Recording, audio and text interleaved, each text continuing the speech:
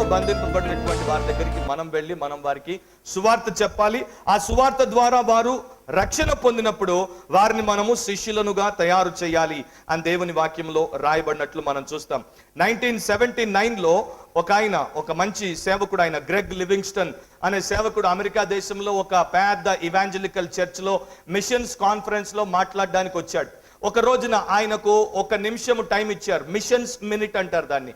ఆ machines minute లో ఒకే 1 minute లో ఆయన ఏం చెప్పాలనుకున్నాడో చెప్పాలి. సో ఆయన అన్నాడు, 1 మినిట్ లో ఏం చెప్పలేను, కాకపోతే ఆ 1 మినిట్ లో నేను మిమ్మల్ని 2 క్వశ్చన్స్ అడుగుతాను, ఆ 2 క్వశ్చన్స్ కి నాకు జవాబు ఇవ్వండి అని మొదట ఒక క్వశ్చన్ అడిగాడు.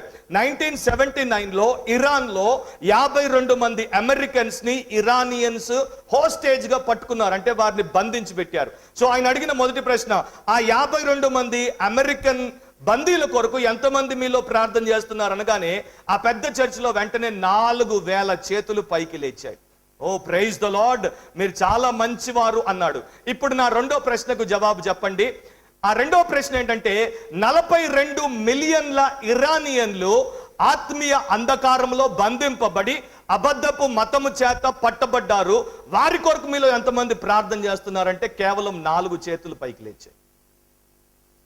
52 మంది అమెరికన్ల కొరకు 4000 మంది ప్రార్థన చేస్తున్నారు. కానీ 42 మిలియన్లు అంటే 4,20,00,000 మంది ఇరానియన్ల కొరకు, ఆత్మీయ అంధకారంలో ఉండి నరకానికి పోయేటువంటి వారి కొరకు ఎంతమంది ప్రార్థన చేస్తున్నారు? 4. దాంతో మన మైండ్ సెట్ ఏంటో మనం తెలుసుకోవచ్చు. అందుకని ఆయన వెంటనే అన్నాడు, ఓహో అయితే మీరు మొదట అమెరికన్స్, ఆ తర్వాతే మీరు క్రిస్టియన్స్ అన్నాడు ఆయన. ఎందుకంటే if you are a Christian you will pray for the Iranian, not for the American. American ఒకవేళ వాడు విశ్వాస అయితే వాడు అక్కడ ఇరాన్ బంధకంలో చచ్చిపోయినా వాడు పరలోకానికి పోతాడు, కానీ ఇరానియన్ చచ్చిపోతే వాడు నరకానికి వెళ్ళిపోతాడు కదా. సో మనం కూడా చాలా సార్లు మనం ఆలోచించినప్పుడు మన ప్రభు మన ముందు పెట్టినటువంటి సంకల్పం కొరకు మనం ఏమైనా చేస్తున్నామా, కనీసం ప్రార్థన చేస్తున్నామా, కనీసం ఆ విషయాన్ని గురించి మనం ఆలోచిస్తున్నామా అని అనుకుంటే మనలో చాలా మంది ఇక్కడ వెనుకబడినట్లు మనం గమనిస్తాం. మర్చిపోవద్దు, 2 కొరింథీ 5:20లో ఒక మాట రాయబడింది, మనమందరం కూడా క్రీస్తు యేసు యొక్క రాయబారులమై ఉన్నామని. ఆ పనిని దేవుడు మనకు అప్పగించాడని, సర్వలోకానికి వెళ్ళి సర్వ సృష్టికి సువార్తను ప్రకటించమన్నాడని, అంతేకాకుండా సమస్త జనులను శిష్యులుగా చేయమన్నాడు.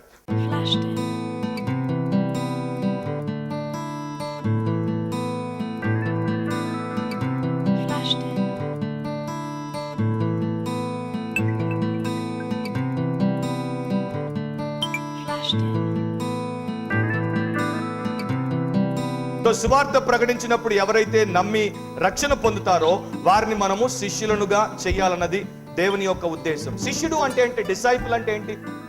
స్టూడెంట్, విద్యార్థి, లేకపోతే లెర్నర్, నేర్చుకునేవాడు, లేకపోతే ఇమిటేటర్, అనుకరించేటువంటి వాడు, లేకపోతే ఫాలోవర్, వెంబడించేటువంటి వాడు.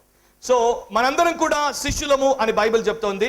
అండ్ యేసుక్రీస్తు ప్రభు తన అపోస్తలకు ఇచ్చినటువంటి ఆజ్ఞ ఏంటంటే, మీరు సమస్త జనులను, అంటే సమస్త జనులు అంటే ఇంగ్లీష్ బైబిల్లో కొన్ని వర్షన్స్ లో ఆల్ నేషన్స్ అని అనుకుంటారు, కానీ గ్రీక్ లో ఉన్నటువంటి పదానికి అర్థము అన్ని పీపుల్ గ్రూప్స్, అన్ని ప్రజా గుంపులను మీరు నా శిష్యులనుగా చేయండి. వారు నా యందు నమ్మేటువంటి వారిగా చేయండి, వారు నా వాక్యం ప్రకారం నడుచుకునేటట్టు చేయండి, వారు నా యొక్క వాక్యములో ఉన్నటువంటి విషయాలను నేర్చుకునేటట్టు చేయండి అని యేసుక్రీస్తు ప్రభు తన యొక్క దాసులకు చెప్పాడు. వారు ఆ పనిని చేశాడు. సో బైబిల్ గ్రంథంలో నేను ఒక ప్రశ్న మిమ్మల్ని అడుగుతాను. క్రిస్టియన్ అనే పదం బైబిల్లో ఎన్నిసార్లు రాయబడిందో మీకు తెలుసా? క్రైస్తవుడు అనే పదం బైబిల్లో 3 సార్లు రాయబడింది. శిష్యుడు అనే పదం బైబిల్లో ఎన్నిసార్లు ఉందో తెలుసా మీకు? శిష్యుడు అనే పదము ఒక్కొక్క వర్షన్ని బట్టి ఒక రకంగా ఉంటుంది. అప్రాక్సిమేట్లీ 270 సార్లు బైబిల్ గ్రంథంలో, న్యూ టెస్టమెంట్ లో శిష్యుడు అనే పదం మనకు కనిపిస్తోంది. సో క్రైస్తవుడు అనే పదం 3 సార్లు ఉంది, శిష్యుడు అనే పదం 270 సార్లు ఉంది. ఒక భక్తుడు కామెంటరీలో ఈ రకంగా రాశాడు. ఆ అంతియోకియా అనేటువంటి పట్టణంలో అపోస్తలుల కార్యములు 11వ అధ్యాయం 26వ వచనంలో మొట్టమొదటిసారి శిష్యులు క్రైస్తవులు అని అనబడ్డారు. అది ఒక బానిసల పట్టణంగా ఉండేది. ఆ బానిసల పట్టణంలో వారికి ఉన్నటువంటి ఆచారం ఏంటంటే, ఆ రోజుల్లో ఎవడైనా టైబేరియస్ కి బానిసగా ఉంటే వెంటనే వాడిని టైబేరియన్ అని పిలిచేవారు. సో వీళ్ళు క్రీస్తుకు బానిసలుగా ఉన్నారు కనుక these are the slaves of Christ అని వారిని క్రిస్టియన్ అన్నారు. టైబేరియన్ బానిసలను టైబేరియన్ అన్నట్టు వీరిని క్రిస్టియన్ అన్నారు. కాకపోతే అది క్రిస్టియన్ అనేటువంటి పదము ఒక ఎగతాళి చేయడానికి, విమర్శించడానికి, చిన్న చూపు చూడడానికి వినియోగించబడినటువంటి పదం. ఈ రోజున మనము డిసైపుల్ అని చెప్పుకుంటామా, లేకపోతే క్రిస్టియన్ అని చెప్పుకుంటామా? మనం క్రిస్టియన్ అంటాం, మనం డిసైపుల్ అనం. కానీ బైబిల్లో మొదటి శిష్యులను శిష్యులు అనే దేవుడు పిలిచాడు. అండ్ సంఘములో కూడా వారు శిష్యులు అనే పిలువబడ్డారు. సమాజము వారిని శిష్యులుగానే గుర్తించింది. కాకపోతే వారిని ఎగతాళి చేయడానికి వారికి క్రిస్టియన్ అనే పేరు పెట్టింది. సో రియల్ క్రిస్టియన్ ఎవరు? ఎవరైతే క్రీస్తు యందు మరి శిష్యరికాన్ని చేస్తుందో అతను, ఆమె నిజమైనటువంటి క్రైస్తవులు, నిజమైనటువంటి శిష్యులు అనేది మనం గుర్తుపెట్టుకోవాలి. ఒక శిష్యుడిలో 3 విషయాలు ఉంటాయి. మొట్టమొదట ఆ శిష్యుడు దేవుడికి తన్ను తాను సంపూర్ణంగా సమర్పించుకుంటాడు. టోటల్ కమిట్మెంట్ ఉంటుంది. ఎందుకంటే గురువు గారి యొక్క ఆజ్ఞ ప్రకారం బ్రతికేటువంటి మనస్తత్వాన్ని ప్రతి నిజమైనటువంటి శిష్యుడు కలిగి ఉంటాడు. రెండవది, ఆ శిష్యుడు ఏదైనా సరే గురువు అడిగితే ఇవ్వడానికి ఇష్టపడతాడు. He will be willing to give anything, even himself also. So తన్ను తాను అప్పగించుకోవడానికి కూడా అతడు సిద్ధంగా ఉంటాడు. సువార్త 16వ అధ్యాయం 24వ వచనంలో ఈ మాటలు మనకు కనిపిస్తాయి. యేసు ప్రభు శిష్యుని గురించి డెఫినేషన్ ఇక్కడ చెప్పాడు. ఎవడైనను నన్ను వెంబడింప గోరిన యెడల తన్ను తాను ఉపేక్షించుకొని తన సిలువనెత్తుకొని నన్ను వెంబడింపవలెను అన్నాడు ఆయన శిష్యులను చూచి. సో తన్ను తాను ఉపేక్షించుకోవడము, ఆ పదానికి అర్థం ఏంటో తెలుసా? తన్ను తాను ఉపేక్షించుకోవడం అంటే అర్థం ఏంటి? తన మీద తాను దృష్టి పెట్టుకోకుండా ఉండడం, తనను తాను మర్చిపోవడం, తనకున్నటువంటి ఇంట్రెస్ట్లను, అంటే తనకు ఇష్టమైనటువంటి ఆసక్తికరమైనటువంటి విషయాలను పూర్తిగా విస్మరించడం. అలా ఎవరైనా ఉన్నారా? హలో, మీలో ఎవరైనా ఉన్నారా? చేతులు ఎత్తకండి. మీరు అలాంటి శిష్యులుగా ఉన్నారా? అలాంటి శిష్యరికంలోనికి వచ్చారా? మనందరం కూడా చెప్తాం, నేను యేసు ప్రభువుని నమ్మానండి, నేను బాప్తిజం తీసుకున్నాను, అండ్ నేను సంఘానికి వెళ్తున్నాను. Very good. కానీ అది యేసు యొక్క పర్పస్ ని ఫుల్ఫిల్ చేయట్లేదు. ఆయన ఏమన్నాడు? మనము శిష్యులముగా తయారవ్వాలి. యేసుక్రీస్తు తన యొక్క దాసులకు ఏం చెప్పాడు? మీరు పోయి డిసైపుల్స్ ని చేయమన్నాడు, శిష్యులను చేయమన్నాడు, కాన్వర్ట్స్ ని చేయమని చెప్పలేదు. అవునా కాదా? కాన్వర్ట్ అంటే ఒక మతము నుండి ఇంకొక మతములోనికి మనుషులను మార్చమని ప్రభువు చెప్పలేదు. రెండవది, సపోర్టర్స్ ని చేయమని చెప్పలేదు. అంటే క్రైస్తవ్యానికి కొంతమంది అప్పుడప్పుడు వచ్చేసి కొంతమంది హిందువులు ఏమంటుంటారంటే, మాకు మీ యేసు ప్రభు అన్న కూడా చాలా అభిమానం అండి, మీరు చర్చ్ కడుతున్నారంట కదా, మా వైపు 10,000 తీసుకోండి అని ఇస్తాడు. ఇట్లా ఏదో పెద్ద ధర్మం చేసినట్టు. అండ్ ఆయన హృదయంలో ఏమనుకుంటుంటాడు? నేను ఈ దేవుడికి 10,000 ఇచ్చాను కనుక రేపు నాకు ఇంకేదో గొప్ప మేలు లాభం కలుగుతుంది అనుకుంటాడు. అట్లాంటి సపోర్టర్స్ ని చేయమని ప్రభు చెప్పలేదు. మూడవది, ఫ్యాన్స్ ని చేయమని ప్రభు చెప్పలేదు. అభిమానులు కూడా యేసు ప్రభుకు వద్దు. ఆయనకు కావాల్సింది ఫాలోవర్స్, వాలంటీర్స్ కూడా వద్దు. కొంతమంది రక్షణ ఉండదు, వారికి సమర్పణ ఉండదు, వారు ప్రార్థన చేయరు, బైబిల్ చదవరు, చర్చికి రెగ్యులర్ గా రారు, కానీ ఎప్పుడైనా స్పెషల్ ఈవెంట్స్ ఉంటే అందరికన్నా ముందు ఉంటారు. వాలంటీర్స్ లాగా కష్టపడి పనిచేస్తుంటారు, చెమట కారుస్తుంటారు. అట్లాంటి వాలంటీర్స్ కూడా యేసు ప్రభుకు అవసరం లేదు. ఆయనకి ఎవరు కావాలి? డిసైపుల్స్ కావాలి. డిసైపుల్స్ అంటే తమను తాము ఉపేక్షించుకొని, తమను తాము విస్మరించుకొని, తమవన్నీ వదిలి పక్కన పెట్టి ఆయన సిలువనెత్తుకొని ఆయన్ని వెంబడించేవారు. ఇక గోల్ ఏమైపోతుంది? ఆయనే నా జీవితము అనేటువంటి స్థితిలోనికి వచ్చేటువంటి వారు ఆయనకు కావాలి. ఒక ప్రశ్న మిమ్మల్ని అడగనివ్వండి, యేసు ప్రభు టూ మచ్ గా డిమాండ్ చేశాడా? ఎక్కువ అడిగేశాడా మన దగ్గర? ఎందుకంటే కొంతమంది అనుకుంటారు, ఇదేంటి బాబో యేసు ప్రభు మరీ ఎంత అడుగుతున్నాడు, నా తల్లిని ప్రేమించొద్దంటాడు, నా తండ్రిని ప్రేమించొద్దంటాడు, నా భార్యను ప్రేమించొద్దంటాడు, నా బిడ్డల్ని ప్రేమించొద్దంటాడు, నన్ను ప్రేమించుకోవద్దంటాడు, అంతా ఆయన్నే ప్రేమించమంటాడు.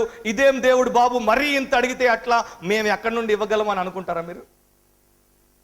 వాళ్ళని ప్రేమించొద్దు అనలేదు, అక్కడే ప్రాబ్లం ఉంది. ఒక యవనస్తుడు వచ్చి ఆయన తెచ్చిన బైబిల్లో హేట్ అనే పదాన్ని రాశారు వారు. అంటే నీ తల్లిని తండ్రిని ద్వేషించకపోతే, ఆ అబ్బాయి వచ్చి నన్ను అడుగుతున్నాడు, ప్రేమగల దేవుడు నన్ను నా తల్లిని తండ్రిని ద్వేషించమంటాడు ఏంటి అని.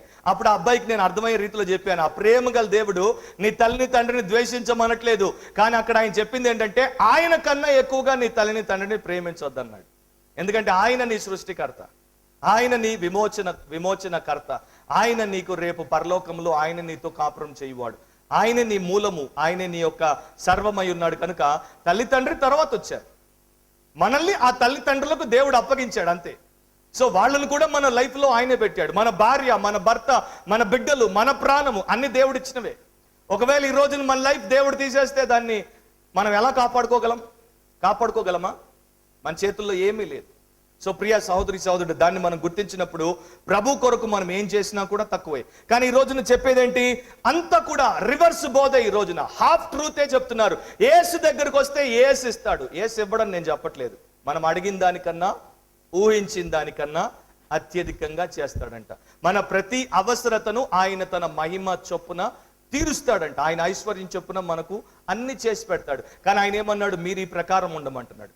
సో ఈ రోజున ఉన్నటువంటి అబద్ధ బోధకులు, లేకపోతే అబద్ధపు సేవకులు, ప్రచారకులు చేసేటువంటి అబద్ధ బోధ ఏంటంటే ప్రాస్పెరిటీ గాస్పెల్ అంటారు దాన్ని, వర్ధిల్లు సువార్త అంటారు. ఎంతసేపు యేసు నిన్ను దీవిస్తాడు, యేసు నిన్ను పైకి తెస్తాడు, యేసు నీకు కష్టం ఉంచడు, యేసు నీకు రోగం ఉంచడు, యేసు నీకు ఇబ్బంది రానివ్వడు.